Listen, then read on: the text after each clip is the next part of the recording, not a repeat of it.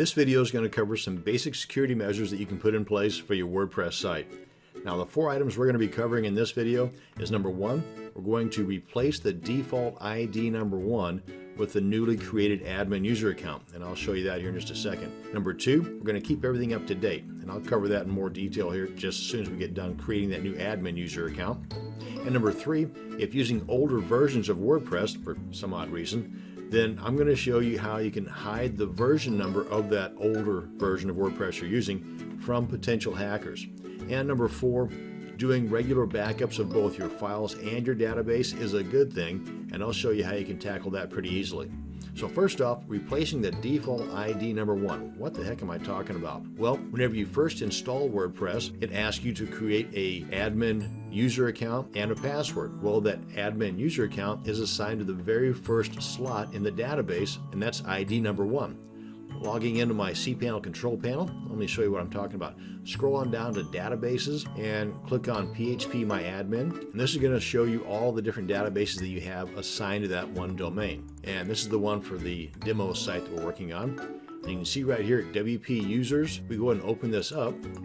It's going to give a list of all the users on that database. And right now there's just the one, but the ID number 1 is right here, and it's assigned to the administrator, and that is a potential security issue.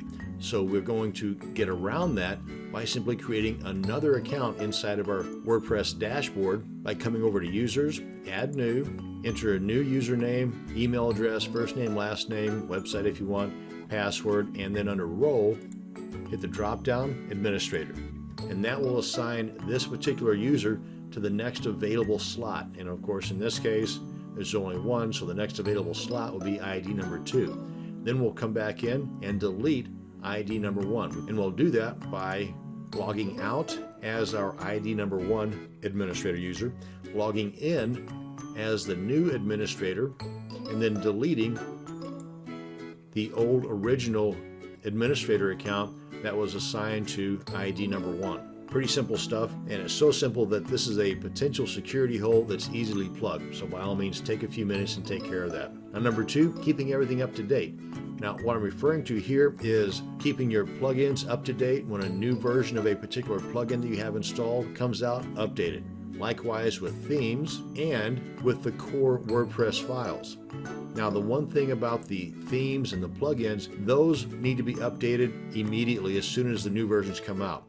As far as the core WordPress files, I'm in the camp that you should wait at least 7 days before updating to a new version. But if it's listed as a security update, then go ahead and update that immediately.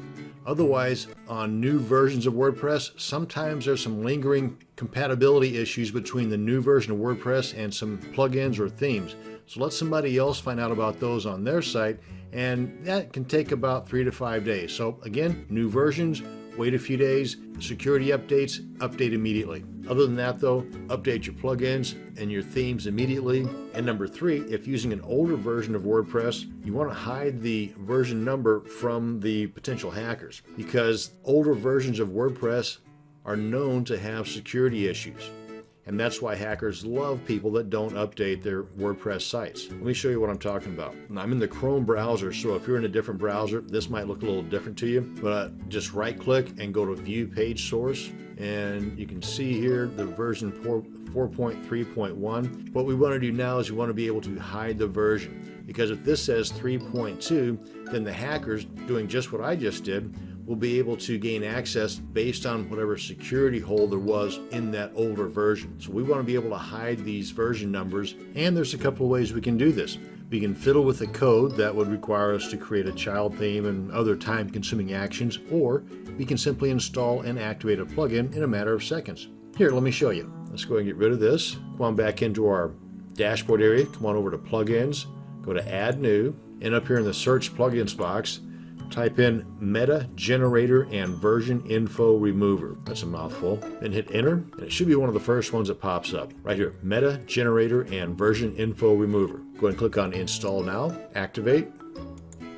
And it does have an additional item that pops into the settings here, but if we click on that to go look at it, you can see by default everything that we need is already done. But if for some reason there's something that you want to exclude from this, and you can enter those URLs right here. Let's come on back here to our home page and refresh. Right click, view page source, and you can see those version numbers have been eliminated.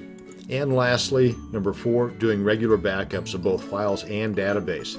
Now, what do I mean by regular? Well, that depends on your own situation. If you are regularly adding new content daily, then you might want to consider doing a daily backup. If you're only adding new content once a week or once a month, then do your backups accordingly. This can be done a couple of ways. An easy way is by automating this with the plugin. Come on over here to our dashboard area again, come on back to plugins and go to add new. And there's quite a few plugins and third-party tools that can do backups for you. But again, we're talking about both database and files. Do a search for Updraft. Full name is Updraft Plus, but yeah, that's right here. Updraft Plus Backup and Restoration. And as you can see by this brief description here, it's a complete backup. You can do it manually or schedule it. The backups can be sent to Dropbox, Amazon S3, Google Drive, FTP, and it's fairly popular too. Go ahead and click on Install Now, activate, then come on down to Settings, and then click on Updraft Plus Backups. And between the updraftplus.com site and their FAQs, you've got plenty of information here on how to set this up and to put this to use for both manual and automating the backup process. Now, there are many more security measures that you can put into place to help keep the bad people out, but for now, the items covered in this video will help keep your site safer than the sites that do not have these basics in place. That's going to bring us to the end of this video on basic WordPress security. Thanks for watching, and you have a great day.